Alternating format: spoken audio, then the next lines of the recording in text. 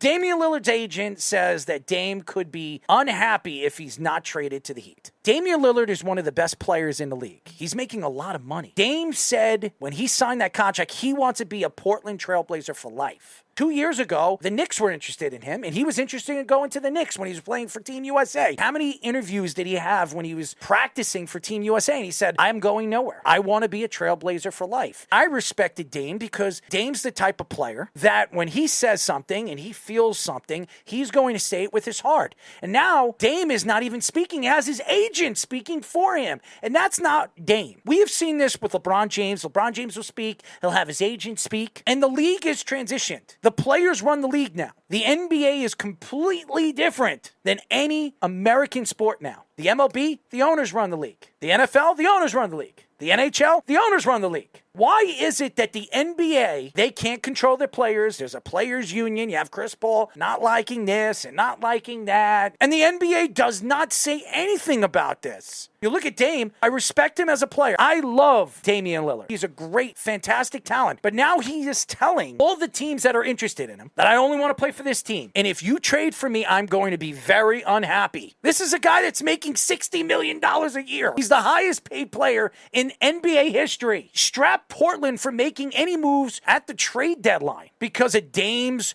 contract. And you're going to sit here and say, I don't want to be here anymore. Trade me. They decided in the draft at number 3 to go after a player, a shooting guard that could play with Dame, could move forward with Dame because of the way he plays the game. Now, all of a sudden, Dame doesn't want to be there. So what are you going to do? You're going to go after Kyle Lowry? Because that's what they're going to have to get. They're going to have to maneuver contracts to get Dame. So Kyle Lowry is going to have to go to Portland. Old man Kyle Lowry, he's washed up. Everybody says, well, if Dame goes to the Heat, they're going to be the favorites. How do you figure? How does that work? Now he's going to go to a team that has Jimmy Butler and Bam Adebayo. Is Dame going to take 2 steps back and let Jimmy Butler run that team? Because it's his team. There's no way Jimmy Butler's going to let Damian Lillard come to that team and say that it's his team. Donovan Mitchell, one way or another, is going to push his way out to the Knicks. He wanted to be a Knick last year. He was surprised that he wasn't traded to the Knicks. The Knicks did not want to give up Grimes. The Knicks couldn't give up R.J. Barrett. And now that R.J. Barrett becomes available, I would hold off on the R.J. Barrett thing. Here's the problem. Donovan Mitchell is undersized. He would be the shooting guard on this roster. Who is going to defend every team's 2? The average 2 size right now in the NBA is 6'6" or higher. Is Donovan Mitchell going to defend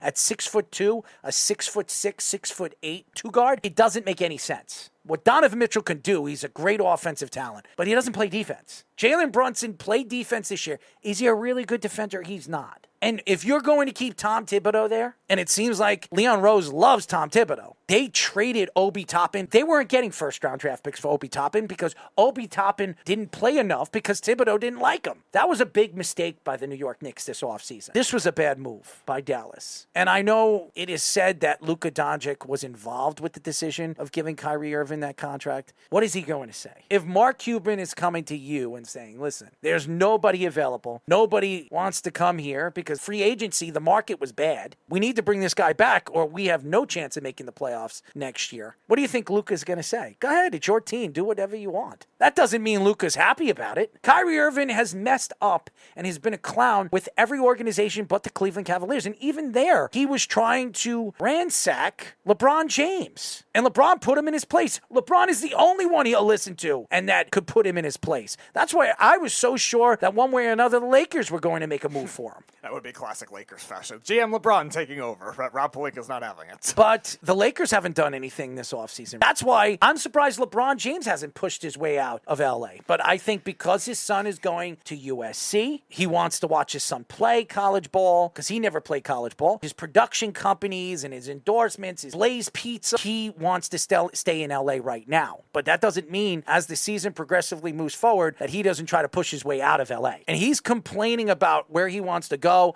who he wants to play for, because he has the best chance to win over there. And this was never going on in the NBA in the 90s or the 80s. Every player on those teams hated each other. They absolutely despised each other. It makes sense why the Knicks would be a team. The Knicks have Julius Randle there. They have R.J. Barrett. He wants to play with Jalen Brunson. They actually went to the Western Conference Finals with Jalen Brunson. Him playing back with Jalen Brunson and some of the young players that they have set up over there in New York, if they traded R.J. Barrett and draft picks and Julius Randle, I could see that happening.